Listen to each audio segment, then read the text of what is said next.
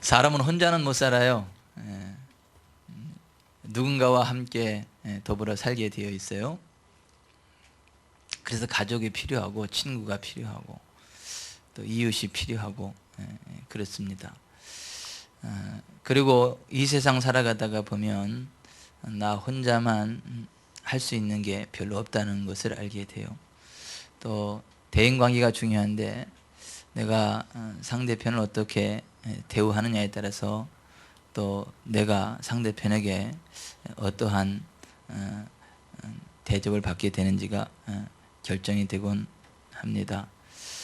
내가 나의 남편을 황제처럼 대우하면 내가 황후마마처럼 대접을 받게 되지만 내가 나의 남편을 마당새로 대하면 나는 하녀 취급을 받게 되고, 반대로 또 내가 내 아내를 황녀처럼 대우하면 또 아내로부터 내가 황제의 취급을 받게 되고, 내가 내 아내를 하녀 취급하면 또 아내로부터 나는 돌쇠 취급을 받게 되는 그런 것이 인생이 아닌가 생각을 합니다.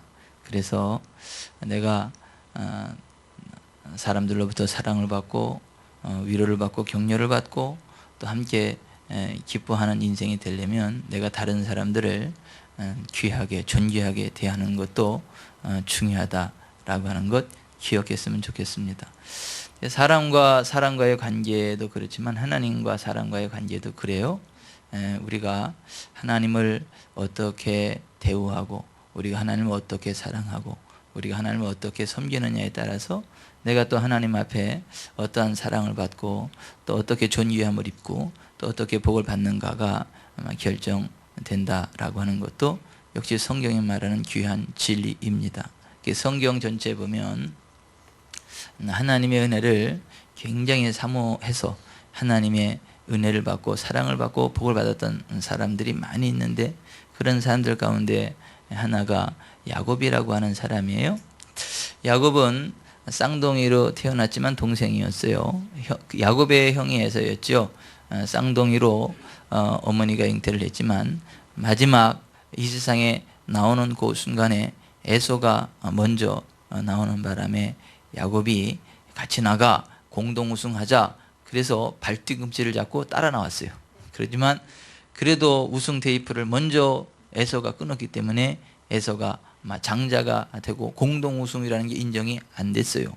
그래서 에서가 장자가 됐고, 이스라엘에는 장자가 되면 장자권, 장자의 명분이라는 것이 있어가지고 모든 것에서 갑절로 누리게 됩니다. 부모의 재산도 갑절로 받게 돼요. 또 하나님의 사랑도 갑절로 받게 되고 모든 면에서 갑절로 복을 받게 되기 때문에 장자로 태어났다라고 하는 것은 굉장히 큰 특권입니다.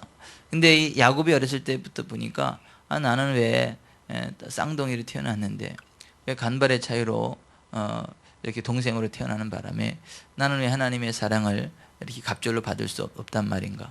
나 왜 부모로부터 사랑과 이러한 재산 같은 걸 갑절로 받을 수 없단 말인가? 어떻게 내가 하나님의 사랑을 갑절로 받고 부모의 사랑을 갑절로 받고 복을 갑절로 받으려면 어떻게 해야 될까? 내가 형으로부터 저 장자의 명분을 어떻게 가져올 수 없을까? 고민하고 연구하다가 보니까 사오면 되겠구나 이런 생각이 들었어요. 그래가지고 형으로부터 장자 명분을 사오려고 결심을 했죠. 그 형이 뭘 좋아하나 보니까 팥죽을 아주 좋아해요. 떡을 아주 좋아해요. 그래가지고 그 형으로부터 팥죽하고 떡을 주고 장자의 명분을 사오면 되겠구나 라고 생각이 들었는데, 그것도 가장 배고픈 순간 그 배고픈 타이밍을 잘 이렇게 잡아서 그때 떡과 팥죽을 주면 되겠다 싶은 생각이 들어가지고 형이 어느 날 사냥하러 가고 아주 허기져 가지고 배고파서 어쩔 줄 몰라하는 그 순간을 포착을 해서 그때 아주 맛있는 떡과 팥죽을 준비해 가지고 형 앞에 들이밀면서 이렇게 준다 하죠. 먹으려고 하니까 잠깐 내가 형한테 줄 건데 조건이 하나 있어. 내가 떡과 팥죽을 주는데 형이 가지고 있는 장자의 명분을 나에게 주쇼. 그러니까 이 에서가 내가 지금 배고파 죽게 생겼는데 장자의 명분이 다 뭐란 말이냐. 그래 네가 다 가져. 그리고 떡과 팥죽을 먹었죠. 그 순간에 에색에 있었던 장자 명분의 복이 야곱에게로 건너온 걸 믿으시기를 바랍니다. 여러분, 영적인 유산을 사고 파는 게 가능합니다. 그래서 영적인 유산을 귀하게 여기지 않고 너무나 쉽게 사탄에게 팔아버리고 다른 사람들에게 팔아버리는 사람이 있고, 반면에 영적인 유산이 얼마나 귀한 줄 알아서 그것을 이렇게 존귀하게 여기고 자기 것으로 취하고 사는 사람이 있어요. 요한계시록 3장에도 보면 하나님의 은혜들을 살 수 있다. 하나님의 안약을 사서 내 눈을 발라 보게 하라는 말씀을 하시고, 불로 연다는 금을 사서 부여하게 하라. 이렇게 영적인 유산을 살 수 있는 것으로 묘사를 하고 있습니다.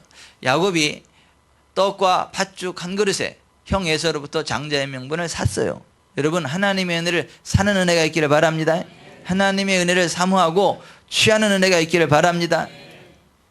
어쨌거나 그 야곱이 태어날 때는 차자로 태어났지만 그 하나님의 은혜를 사모해서 형 에서로부터 그 장자의 명분을 샀다 이것입니다. 그리고 그 순간 그것이 야곱의 것이 되었다라고 하는 것입니다. 그러면 아버지에게 가서 아버지, 내가 형으로부터 장자의 명분을 샀기 때문에 저를 위해서 축복을 해주셔야 되겠습니다. 저한테 장자 명분의 복을 더해주십시오 라고 말씀을 드리고 아버지 앞에 축복 기도를 받으면 간단한데, 야곱이 그렇지 않고 어느 날 나이가 많아서 아버지가 눈이 어두워지고 이제 마지막으로 아들들에게 축복 기도하고 하늘나라 가려고 한다는 걸 알고 정당하게 가서 아버지, 내가 장자의 명분을 샀기 때문에 저한테 축복 기도해 주시면 됩니다 이렇게 하지 않고 아버지를 속이고 자기가 형 에서인 것처럼 속이고 들어가서 에서의 이름으로다가 축복 기도를 받았어요. 그리고 후에 에서가 그 사실을 알고 자기 동생이 자기로 가장을 해서 장자의 축복 기도를 받았다는 걸 알고 자기가 장자 명분을 파는 생각을 하지는 않고 억울한 생각만 하면서 칼을 쓱쓱 갈아서 야곱을 죽이려고 그랬어요. 그래서 야곱이 그게 탄로나고 이제 형의 칼을 맞고 죽을 위기를 맞이하니까 형의 칼을 맞지 않기 위해서 외삼촌 집으로 도망을 가죠. 도망을 가요. 그리고 야곱이 하나님부터 장자의 복을 받기는 받지만 굉장히 많은 환난과 고통이 야곱의 생애 가운데 따라오게 됩니다.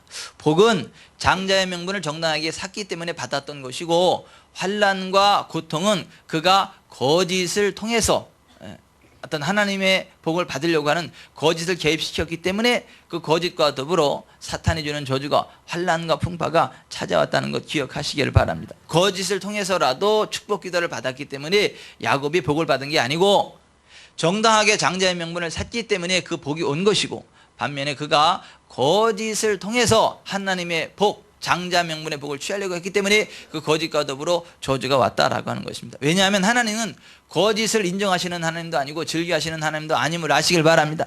하나님의 백성은요, 목적도 선해야 되지만 방법도 선해야 되는 걸 아시길 바랍니다. 하나님은요, 거짓을 용납하지 않으세요. 수단과 방법을 가리지 않고 하나님의 은혜만 받으면 된다라고 하는 착각을 버리시기를 바랍니다. 그래서 이제 그 형 에서가 자기를 속여서 자기 대신 아버지로부터 장자의 축복 기도를 받았다라는 그 생각을 가지고 야곱을 죽이려고 했다 보니까 야곱이 형의 칼날을 피해서 외삼촌 라반 집으로 막 도망을 가게 되는데요. 이제 막 야반 도주를 하다 보니까 너무 힘들어요. 중간에 루스라고 하는 곳에 딱 이르러서 보니까 너무 힘들어요. 더 이상 갈 수 없어. 여기서 하룻밤을 경유하고 가야 되겠다 하고 이렇게 보니까 돌이 하나 있어가지고 돌을 베개하고 거기서 잠이 들었죠. 잠이 들었는데 그 밤에 하나님이 야곱에게 나타나시는 것입니다. 하늘 문 열리고 사다리가 하늘로 쭉 올라가 있는데 거기에 하나님의 천사들이 오르락 내리락 하고 있는 것을 보았습니다. 그리고 그 위에 하나님이 나타나셔서 그에게 말씀하시는 것입니다. 나는 여호와니 너의 조부 아브라함의 하나님이요 이삭의 하나님이라. 내가 누워있는 땅을 내가 너와 내 자손에게 주리니 내 자손의 땅에 티끌같이 되어 내가 서쪽과 동쪽과 북쪽과 남쪽으로 퍼져 갈지며 땅의 모든 족속이 너와 내 자손으로 말미암아 복을 받으리라. 내가 너와 함께 있어 내가 어디로 가든지 너를 지키며 너를 이끌어 이 땅으로 돌아오게 할지라. 내가 내게 허락한 것을 다 이루기까지 너를 떠나지 아니하리라. 야곱이 깜짝 놀라서 딱 정신을 차려보니까 꿈이에요. 그리고 나서 꿈에 하나님을 만났다는 걸 알고 그가 그 자리에 무릎을 탁 꿇고 자기가 돌베개 했던 그 돌단을 앞에다가 탁 세워놓고 나서 하나님 앞에 이러한 서원 기도를 합니다. 하나님이 나와 함께 계셔서 내가 가는 이 길에서 나를 지키시고 먹을 떡과 입을 옷을 주시오. 내가 평안히 아버지 집으로 돌아가게 하시면 여호와께서 나의 하나님이 되실 것이요 내가 기둥으로 세운 이 돌이 하나님의 집이 될 것이요 하나님께서 내게 주신 모든 것에서 10분의 1을 내가 반드시 하나님께 드리겠나이다. 그 이후 하나님께서 야곱과 함께 하셔가지고 외삼촌 라반 집에 가서 20년 동안 일을 하는 동안 야곱이 손대는 것마다 잘 됐어요. 마치 요셉 까닭에 요셉이 정으로 갔던 애굽의 시위대장 보디발의 집이 복을 받았던 것처럼 야곱 까닭에 야곱의 외삼촌 집이 복을 받아서 거부가 됐습니다. 큰 부자가 되었습니다. 야곱이 일하면서 잘 되고 외삼촌의 재산이 불어나는 동안 그만큼 또 대우를 받게 되잖아요. 그 야곱도 큰 부자가 되었다라고 하는 것입니다. 후에 외삼촌 라반이 그 야곱을 향하여 이러한 고백을 하죠. 여호와께서 너로 말미암아 내게 복 주신 줄을 내가 깨달았노니 내가 나를 사랑스럽게 여기거든 그대로 있으라. 외삼촌 라반을 떠나서 고향으로 돌아가려고 할 때 외삼촌 라반이 야곱에게 한 얘기가 그거예요. 너 때문에 내가 복을 받았다는 걸 아는데 나를 제발 떠나가지 말고 여기 있어라. 네가 있어야 내가 계속해서 복을 받겠다. 이러한 고백을 할 수밖에 없었다라고 하는 것입니다. 그런데 왜 20년 동안 그렇게 부흥을 누렸던 야곱이 갑자기 외삼촌 라반 집을 떠나서 고향으로 가게 되었는가? 그 배경인즉슨 이렇습니다. 야곱 까닭에 외삼촌 집이 부자가 돼가지고 양도 염소도 새끼를 많이 낳고 그래서 엄청난 부자가 되고 그 다음에 여러분 새끼를 잘 내면 그만큼 그 일하는 사람이 그 받는 거잖아요. 뭐 10마리를 하면 10마리 가운데 한 마리는 뭐 야곱 거고 막 그런 식으로 되는 거 아닙니까? 그러다 보니까 야곱이 크게 막 부자가 됐는데 그 외삼촌의 아들인 외사촌들이 배가 아팠어요. 보니까 야곱이 올 때는 빈손으로 왔는데 자기 아버지 밑에서 일하면서 큰 부자가 됐단 말이죠. 야곱이 막 수천 마리 막 양과 낙대와 막 염소 그런 것들이 있다 보니까 외사촌들이 배가 아픈 거예요. 저거는 올 때 빈손으로 왔는데 우리 집에서 일하면서 저렇게 큰 부자가 됐다. 그러면서 그 시기심이 생겨가지고 아버지한테 가가지고 아버지 저거 야곱 저거 도둑놈이요. 봐봐 아버지 올 때 빈손으로 왔는데 지금 봐봐 저거 막 수백 마리 수천 마리 저 짐승들이 다 야곱의 것이 됐는데 저게 다 아버지 것 아니요 우리 것 아니요 도둑질한 거 아니요 저 도둑놈이요. 그리고 자꾸 아버지 그 라반한테 가서 이야기를 하니까 그 라반이 자식들의 얘기를 듣고 야곱을 보니까 다 진짜 그렇게 보이는 거예요. 올 때는 빈손으로 왔는데 보니까 막 수백 수천 마리 양이 막 야곱의 것이 돼 있고 그동안 수만 마리 자기 그 가축이 불어난 거는 안 보이고 야곱의 것만 보이는 거예요. 이게 망하려면 그래요. 망하려면 좋은 건 안 보이고 나쁜 것만 보여. 그래서 야곱이 수천 마리 됐으면 자기는 수만 마리 된 거 아니에요 지금?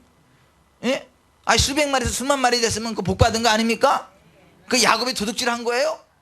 근데 아들들 얘기를 듣다 보니까 야곱이 도둑놈처럼 보이는 거지. 딱 보니까 이게 곱게 보이겠어요? 미워 보이겠어요?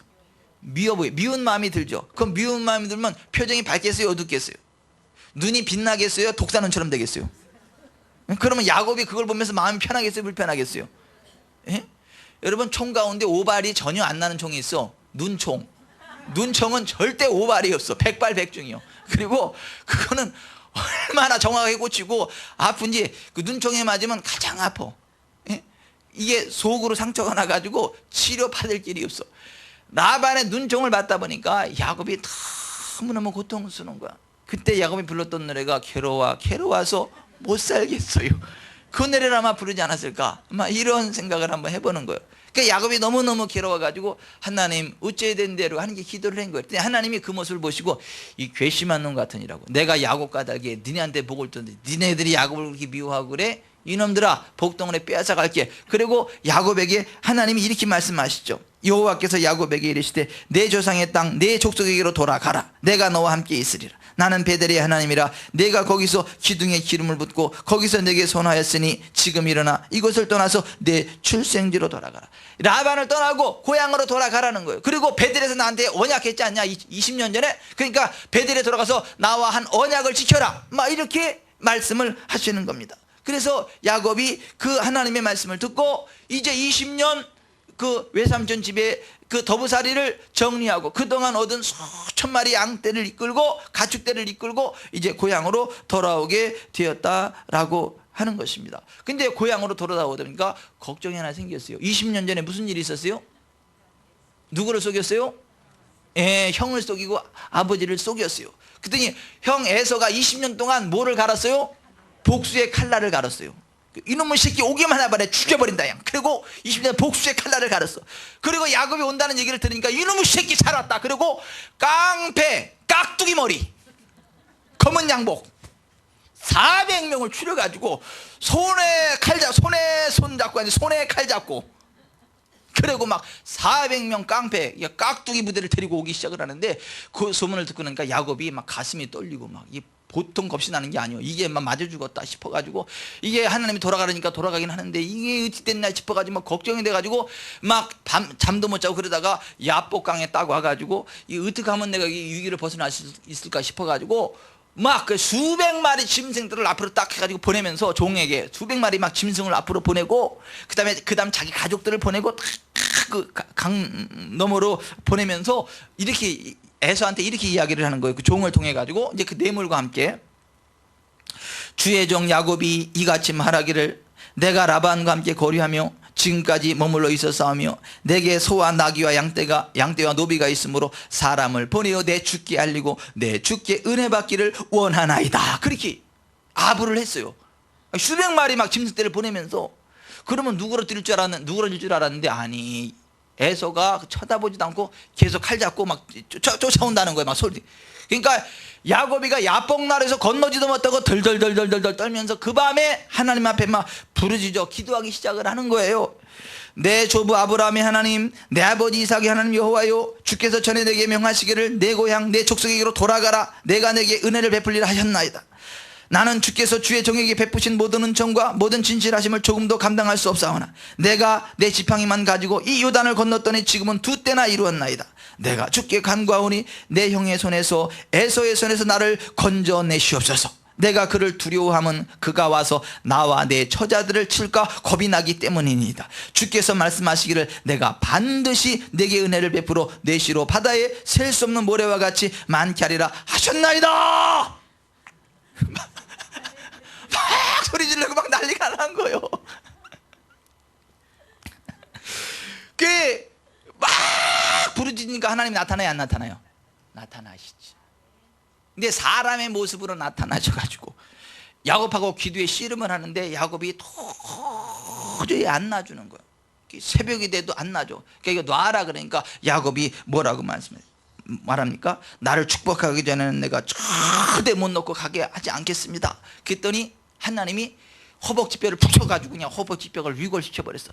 그래도 매달리면서 나 못 놔준다고 나 축복하기 전에 못 놔준다고 매달리니까 하나님께서 내 이름을 다시는 야곱이라 부를 것이 아니요 이스라엘이라 부를 것이니 이는 내가 하나님과 사람과 겨루어 이겼음이라고 했어요.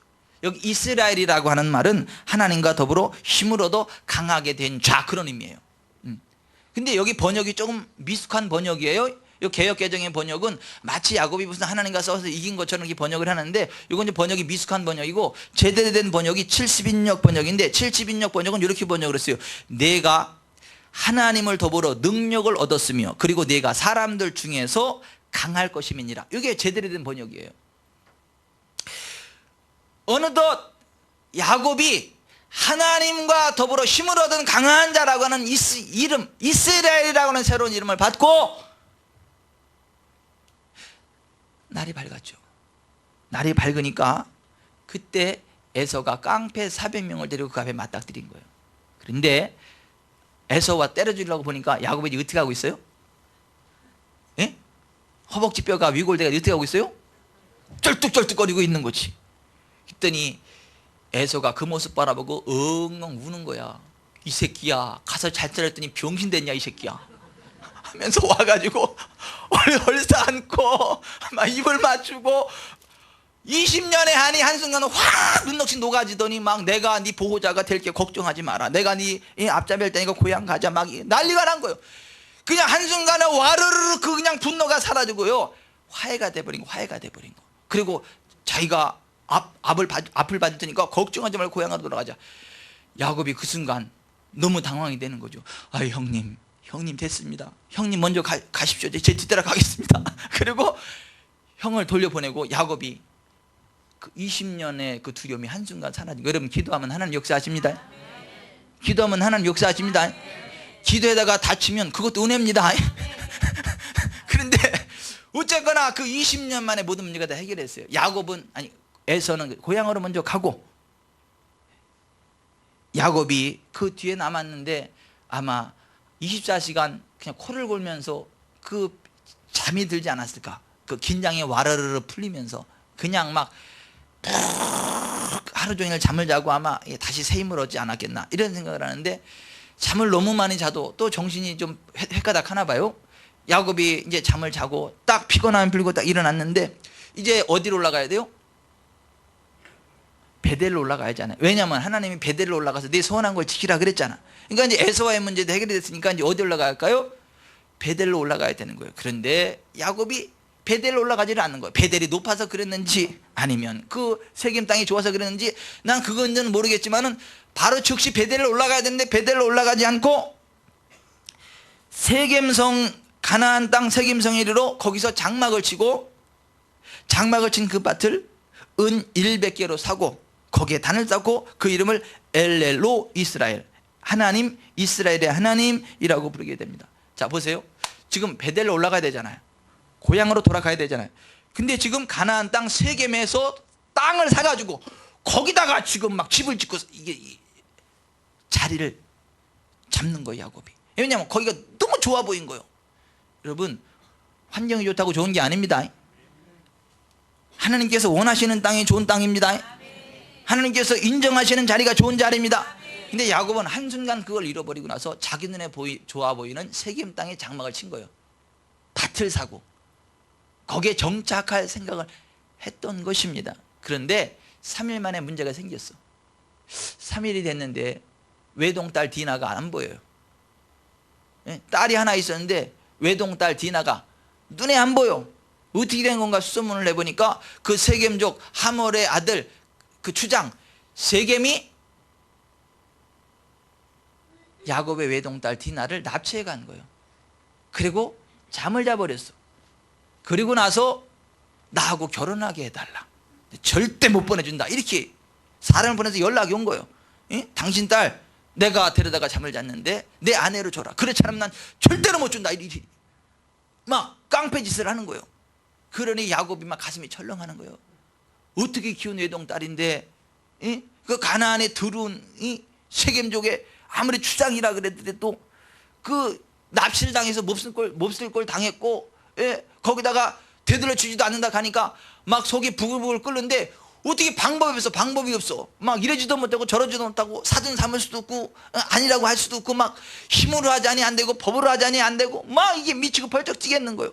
근데 그 얘기를 누가 들었냐면 오빠들이 들은 거예요. 오빠들이, 이 디나의 오빠들, 야곱의 아들들이 듣고 나서 막 화가 나가지고 막 이를 부두둑 걸면서 어떻게 하면 저 원수를 갚을까, 어떻게 하면 우리 여동생 빼앗아올까, 이런 생각을 하다가 그 시므온과 레위, 첫째 둘째 아들이 이러한 꾀를 생각해냈어요.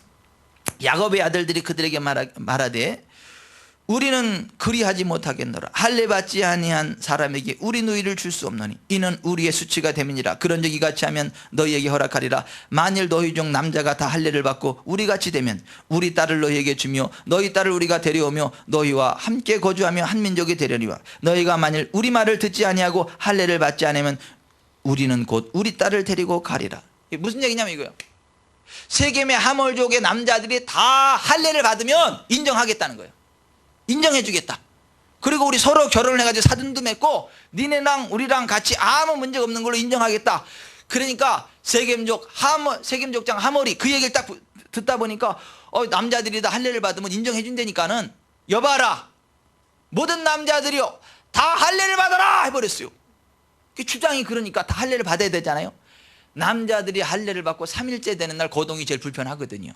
근데 시므온과 레위가 3일째 되는 날 그 세겜의 남자들이 거동이 불편할 그 시점에 칼을 들고 시칼을 들고 들어가서 세겜 쪽의 남자들을 다 쳐 죽여버렸어요. 그리고 동생 디나를 찾아오고 다시 성에 들어가서 성에 있는 모든 것들을 다 노략질해 왔어요. 그 사태를 나중에 야곱이 발견한 거예요. 야곱이 그 사태를 딱 발견하고 나니까 가슴이 철렁하는 거예요. 왜냐하면 그 가나안에는 이 세겜족만 있는 게 아니잖아요. 옆에 혈맹을 맺은 또 다른 족속들이 있는데 이 소식을 알면 세겜족과 혈맹을 맺은 다른 족속들이 가만히 있겠어요? 아니죠. 쫓아와가지고 야곱의 가족을 다 죽여버릴 거 아닙니까? 야곱의 가족 얼마나 된다고요? 야곱의 가슴이 철렁해가지고 시므온과 레위에게 말하기를 너희가 내게 화를 끼쳐 나로 하여금 이 땅의 주민 곧 가나안 족속과 브리스 족속에게 악취를 내게 하였도다. 나는 수가 적은즉 그들이 모여 나를 치고 나를 죽이리니 그러면 나와 내 집이 멸망하리라. 뭐 빈대 잡으려다가 집을 다 불태웠다는 식으로 지금 무슨 원수 간다고 했다가 지금 자기 시족이 다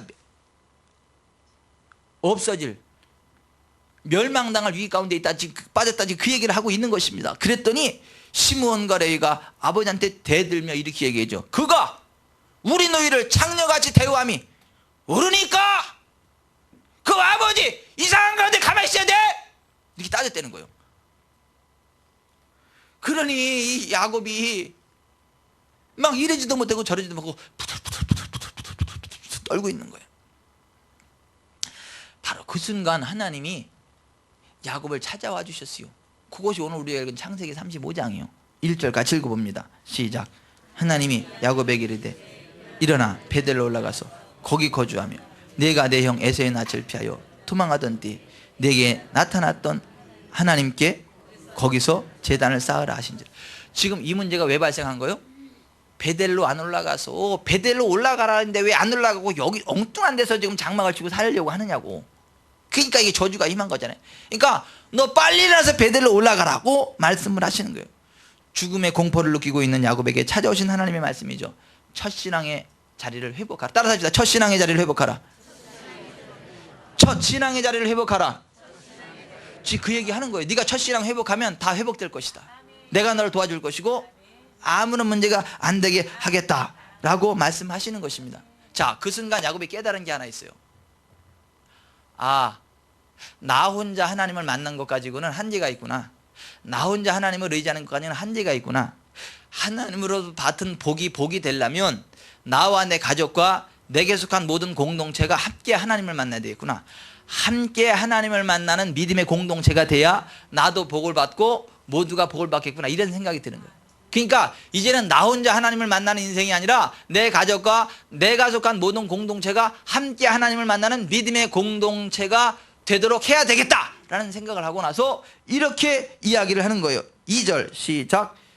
야곱이 이에 자기 집안 사람과 자기와 함께한 모든 자에게 이르되 너희 중에 있는 이방 신상들을 버리고 자신을 정결하게 하고 너희들의 의복을 바꾸어 입으라. 자, 야곱이 혼자 베델에 올라가서 혼자 하나님을 만나는 게 아니고 야곱이 이에 자기 집안 사람과 자기와 함께한 모든 자에게 이르되, 모두가 함께 하자는 거예요. 모두가 함께 하나님을 만나는 그 자리로 나아가자라고 하는 것입니다. 여러분, 함께가 중요합니다. 함께가 중요합니다. 함께가 중요해요. 함께. 하나님은요, 함께 하는 곳에 특별하게 역사하십니다. 합심 기도를 더 들으세요. 혼자 기도하는 것도 들으시지만 혼자 기도할 때는 안 들어줘도 합심 기도하면 들어주실 때도 있습니다. 그러니까 나 혼자 기도해서 안 된다 그러면 합심 기도하는 거예요. 가족들이 함께 기도하고 온 교회가 함께 기도하고 합심하는 것입니다. 이스라엘이 위기가 있을 때마다 어떻게 하는 거예요? 기도의 용사 한 명이 기도했어요? 아니, 온 이스라엘이 어린아이로부터 노인에게까지 온 이스라엘이 하나님께 모여 기도할 때 하나님이 역사하시는 것입니다. 거기 기적을 베풀어 주시는 거죠. 야곱이 지금 그것을 발견한 거예요. 아, 함께 해야 되는구나. 하나님을 함께 만나는 믿음의 공동체가 돼야 그게 복이고 내가 하나님으로부터 받은 복을 놓쳐버리지 않고 잃어버리고 이런 사태가 발생하지 않겠구나. 지금 야곱의 아들들이 하나님을 못 만났으니까 그런 사건 저지른 거 아니에요? 그러니까 함께 하나님을 만나는 믿음의 공동체를 세워가야 복이 되겠다라는 것을 판단하고 모두가 함께 올라가자라고 이야기하고 있는 것을 보게 됩니다. 여러분, 함께 하나님을 만나시길 바랍니다. 교회 전체가 함께 하나님을 향해 나아갑시다. 가족 전체가 함께 하나님을 향해 나아갑시다. 이 함께 한다는 게 굉장히 중요합니다. 믿음의 공동체가 된다는 게 굉장히 중요한 것입니다. 하나님을 만나려면 함께 해야 되고요. 또 하나는 너희 중에 있는 이방 신상들을 버리고, 이렇게 돼 있어요. 우상을 버려야 된다는 거예요. 우상. 따라서 합시다. 우상을 버려야 됩니다. 우상을 버려야 됩니다. 하나님이 제일 싫어하는 게 뭐예요? 우상 숭배예요. 하나님보다 더 사랑하면 그것이 우상이다라고 하는 거예요. 우상 숭배하면 3, 4대까지 그 죄를 묻겠다라고 그래요. 그러면 5대는 괜찮겠다. 그게 아니고 시족을 멸하겠다 이거요. 3, 4대 그 벌이 내려가면 그 가문이 멸해. 5대째는 안 생겨. 그러니까 우상 숭배를 하면 그 죄가 3, 4대까지 내려가겠다는 얘기면 시를 멸족시켜 버리겠다 그 얘기요. 그러니까 우상 숭배가 얼마나 무서운 죄냐 이거예요. 야곱도 그걸 아는 거죠. 그러니까 우상을 다 버리고 하나님께로 나가자 그 얘기하는 것입니다. 여러분, 우상을 포기하시기 바랍니다. 우상을 버리시길 바랍니다. 우상 숭배하지 않으시길 바랍니다. 하나님보다 더 사랑하고 하나님보다 더 의지하고 하나님과 같은 위치를 차지하는 것이 우상입니다. 우리의 배우자, 자녀, 돈, 명예, 권력, 건강, 이 모든 것들이 우리의 우상이 될 수 있습니다. 여러분, 하나님만을 사랑하기를 바랍니다. 내 배우자가 하나님의 자리를 차지하면 내 배우자가 우상이에요.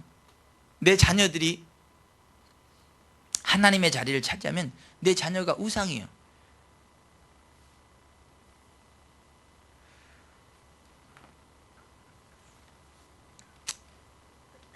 자녀들의 학원비는 무슨 일이 있어도 마련하면서, 예?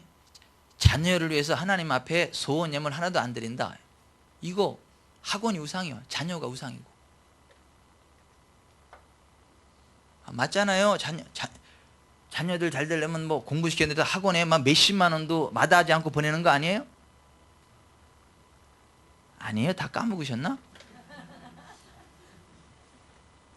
자녀들 학원을 보내는 건 매달 몇십만 원씩 보내는 것도 그냥 뚝뚝 보내면서 평생 가도 자녀를 위해서 하나님 앞에 예물 하나도 안 드리는 사람이 있어요. 이건 좀 뭔가 좀 문제가 있지 않겠어요? 그 자녀가 우상이지, 학원이 우상이지. 보세요 여러분, 자기 건강을 위해서는요 시간과 물질을 투자해서 막 운동을 하고 그냥 아까운 줄을 몰라 막 이렇게. 근데 건강을 지켜주시는 하나님의 은혜에 대해서는 요만큼도 감사할 줄 모르고 시간과 물질을 자기 건강만을 위해서 투자를 하고 그 은혜를 주신 하나님께 감사하지 못한다라고 한다면 그거는 그 건강이 우상이요. 그렇다고 해서 그 사람이 건강하게 오래 사냐? 그렇지도 않더라고. 여러분, 하나님의 건강도 지켜주셔야 됩니다. 하나님의 자녀도 지켜주셔야 됩니다. 하나님의 자녀들에게 지혜도 주셔야 됩니다. 예전에 제가 저 오산에 있을 때 어떤 분이요 몸이 진짜 같은데 풍선 같아. 풍선. 이게 막 근육이 이래가지고 풍선 같아. 만지면 나 풍선 같아. 이렇게 누구는 물컹물컹한데 이렇게 풍선 같고 몸이 단단해. 운동으로 다져진 몸이라. 그러면서도 막 전도를 하면 내 주먹을 매달아. 차라리 내 주먹을 매달아. 이러던 사람이 있었어요. 그 사람은 되게 오래 살 줄 알았어. 근데 어느 날 쓰러졌더라고. 백혈병으로. 백혈병으로 쓰러지고 나니까 아주 사람이 몹쓸 사람이 되더만요. 격리돼가지고 사람들도 못 만나고 골수식해도 난 약도 안 받아가지고 약도 막 그냥 토해내고 막. 그때서 막 하나님 찾고 하나님 의지하고 살려달라 그러는데 결국 죽더라고. 이게 운동한다고요 이게 건강이 보장되는 게 아니요. 에? 보약 먹는다고 운동이 건강이 보장되는 게 아니고 하나님이 함께 하셔야 됩니다. 하나님이 함께하면 푸성기 먹어도 건강해요. 아멘이 별로 세게 안 나온다. 우상을 버려야 돼. 우상을. 하나님을 첫째로 사랑해야 됩니다. 지금 야곱이 그 얘기하는 거예요. 하나님을 만나는 믿음의 공동체가 돼야 나도 복을 받고 내 주변을 복을 받아서 함께 복이 되는데, 하나님을 만나는 믿음의 공동체가 되려면 첫째 모두가 함께 해야 된다. 둘째 우상을 버려야 된다. 셋째는 자신을 정결케 해야 된다. 너희 중에 있는 이방 신상들을 버리고 자신을 정결하게 하고 너희 의복을 바꾸어 입으라. 이렇게 되어 있잖아요. 여러분, 하나님을 만나는 믿음의 공동체가 되려면요 정결해야 됩니다. 내적인 정결과 외적인 정결이 있어야 돼요. 여러분, 자신을 정결하게 하시길 바랍니다. 그리고 옷도 정결해야 돼. 옷도. 하나님을 만날 때 의복을 바꾸라 그러냐. 의복을. 하나님을 만날 때는요, 하나님을 만나는 예의를 갖춰야 된다라고 하는 거예요. 사람을 만날 때도 여러분 예의를 갖추잖아요. 예? 뭐 중요한 사람 만날 때는 파자마 바람으로 가요? 예? 아니 중요한 사람 만날 때 파자마 바람으로 갑니까? 예? 존경하는 분 앞에 예? 이거 팬티 다 드러나는 짧은 핫팬티 입고 갑니까? 예? 그래요? 아니요. 정장을 하고 딱 옷도 봐서 정장을 하고 딱 경건하게 예? 목욕하고 옷 내무시를 갖추고 몸을 정결하게 하고 그리고 만나는 거 아닙니까? 그래서 대화가 되는 거 아니에요? 여러분 하나님 만날 때는 마찬가지예요. 자신을 정결하게 하고 너희 의복을 바꾸어 입으라 이렇게 되는 거예요. 그러니까 교회 올 때는 의복도 달라야 돼요. 예? 저기 술 친구 만나러 갈 때 만나는 그 옷을 입고 오면 안 된다니까.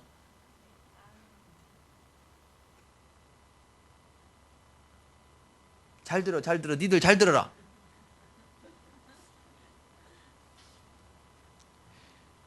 요즘은요, 아우 제가 막 불편해요.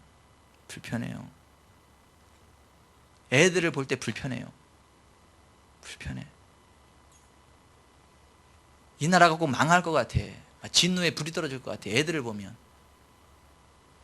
교복이 팬티가 다 보여. 여자애들 교복이 그 팬티 다 보이는 그 교복 입고 어떻게 공부를 할 건데. 자 들고 가서 이렇게 딱 재가지고 무릎이 10cm 이상 올라가면 종아리 때려야 되는 거 아닌가?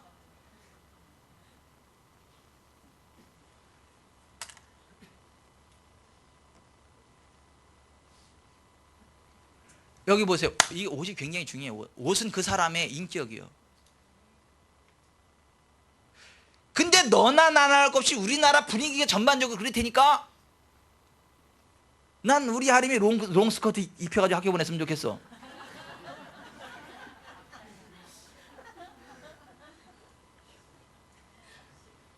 아니 무슨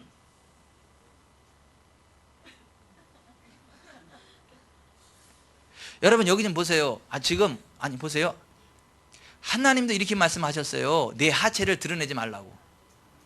하나님 앞에 나올 때 내 하체를 드러내지 말라 그랬다니까. 출애굽기 20장에.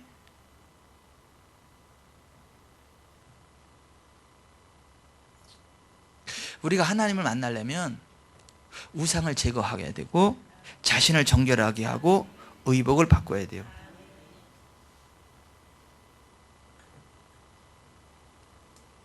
또 하나, 지금 교회 올 때는 의관을 정지하라는 거예요. 지금 이렇게 아멘에다 출장 가셨어요? 네? 교회 올 때는 나시 입으시면 안 돼요. 나시 입었으면 쇼리라도 들으세요. 하체 드러나면 안 돼요. 하체 드러나는 거 있는 사람은 이불을 가져서 이불을 이렇게 딱 덮어놓고 있든가 수건을 갖다 덮어놓고 있든가 그렇게 해야지.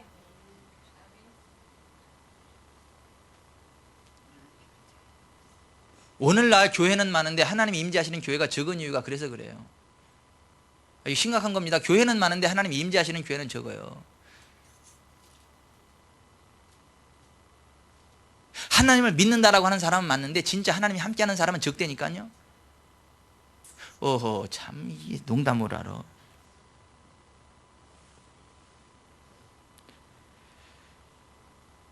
따라서 하십시다. 이방 신상들을 버리고 자신을 정결하게 하고 너희들의 의복을 바꾸어 입으라.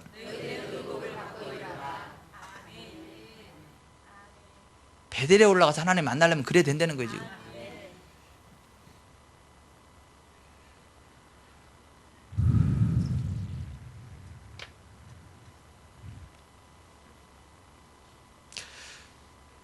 그리고 또 하나, 그리고 하나님을 만나려고 하는데 마음의 부담이 팍 올 때 있어요.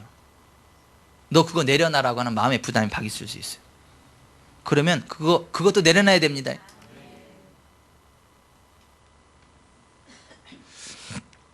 오늘 4절을 보세요. 4절 시작. 그들이 자기 손에 있는 모든 이방 신상들과 자기 귀에 있는 귀고리들을 야곱에게 주는지라. 야곱이 그것들을 세겜 근처 상수리 나무 아래에 묻고. 자, 여기 좀 보세요. 이게 얼마나 아까운 거예요 지금. 아니, 얼마나 아까워. 이따 보물들이에요, 보물. 그걸 상수리 나무 아래에 묻어버렸다고. 왜냐하면 야곱이 그게 부담 싫은 거예요. 이거는 아니다, 이거는 하나님 기뻐하지 않는다, 이거는 버려야 된다, 그러한 판단이 쓴 거예요. 그러니까 상수리 나무에 확 묻어버린 것입니다. 그러면 그 순종을 해야 돼. 그래야 하나님 만납니다. 자, 여기 좀 보세요.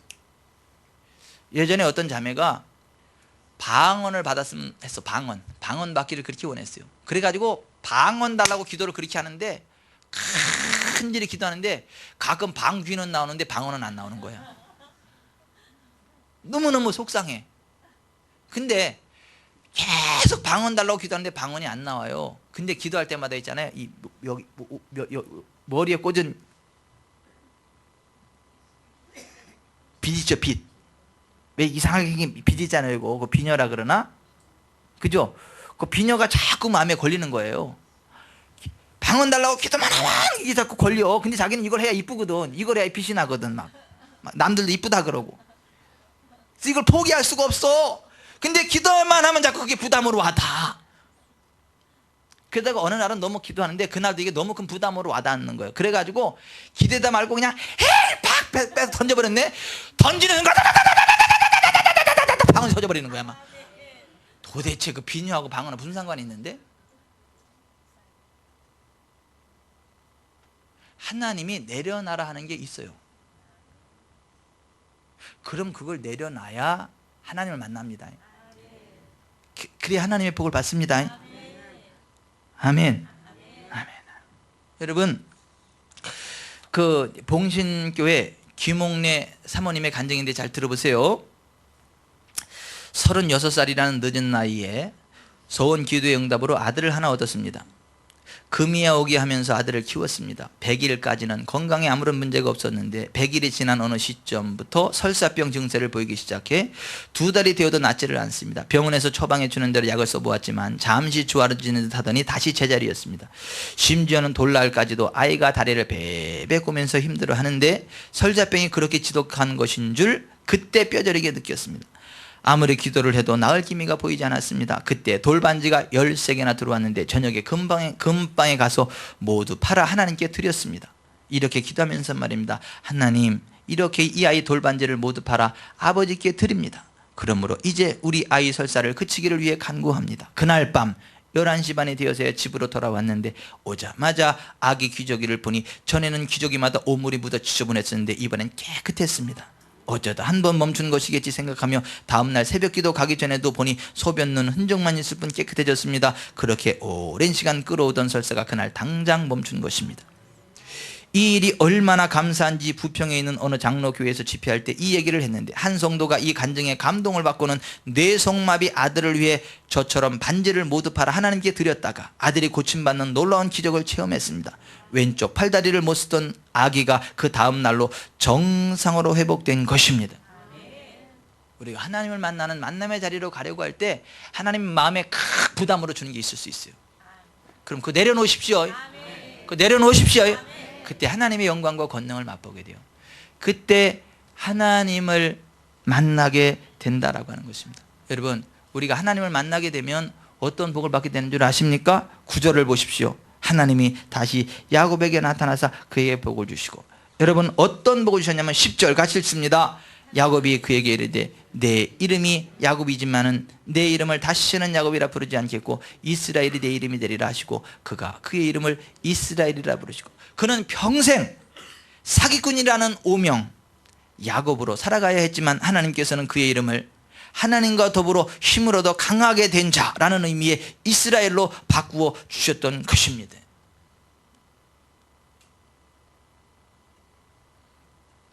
저 여러분이 그렇게 되기를 바랍니다.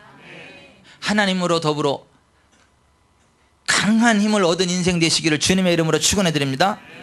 둘째 11절 같이 읽습니다. 하나님이 그에게 이르시되 나는 전능한 하나님이라 생육하고 번성하라. 한 백성과 백성들의 총회가 내게서 나오고 왕들이 내 허리에서 나오리라. 생육하고 번성하여 메시아의 조상이 되는 복을 받았어요. 여러분, 우리도 생육하고 번성하는 복을 받으시기 바랍니다. 셋째, 12절 같이 읽습니다. 내가 아브라함과 이삭에게 준 땅을 내게 주고 내가 네 후손에게도 그 땅을 주리라. 하나님이 본래 의도하신 풍성한 삶을 살아가게 되었다라고 하는 것입니다. 자, 말씀을 맺겠습니다. 여기를 보십시오. 우리의 인생이 진짜 복된 인생이 되려면 나 혼자 하나님을 만나는 것도 의미가 있고 중요하겠지만 가족과 함께 더불어 성도들과 함께 더불어 하나님을 만나는 믿음의 공동체가 되는 게 중요합니다. 합심 기도하는 거 중요합니다. 정결하게 하는 거 중요합니다. 우상을 제하는 거 중요합니다. 하나님이 그거 포기하면 포기하는 거 중요합니다. 그러면 하나님과 더불어 강한 인생 이스라엘이 됩니다. 생익하고 번성하게 됩니다. 하나님이 본래 의도하셨던 아름답고 복된 것들이 우리의 남은 생애 가운데 펼쳐지게 됩니다. 저는 우리 교회가 그런 교회 되기를 바랍니다. 하나님을 만나는 믿음의 공동체가 되기를 바랍니다. 여러분의 가문이 그렇게 되기를 바랍니다. 하나님과 함께하는 믿음의 공동체가 되기를 바랍니다. 함께 기도하십시오. 저도 잘 못하는데 가급적이면 집에서도 식구들이 같이 손을 잡고 기도하십시오. 가급적이면.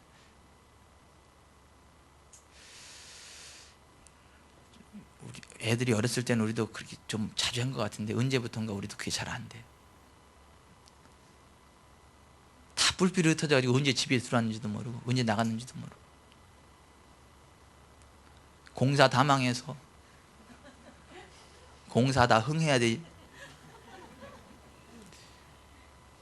하지만 합심하여 기도할 때 같이 손을 잡고 기도하고, 저는 우리 교회도 합심으로 기도하기를 바랍니다.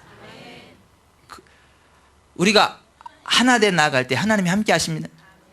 우상을 버립시다. 더러운 걸 버립시다. 의복을 바꿉시다.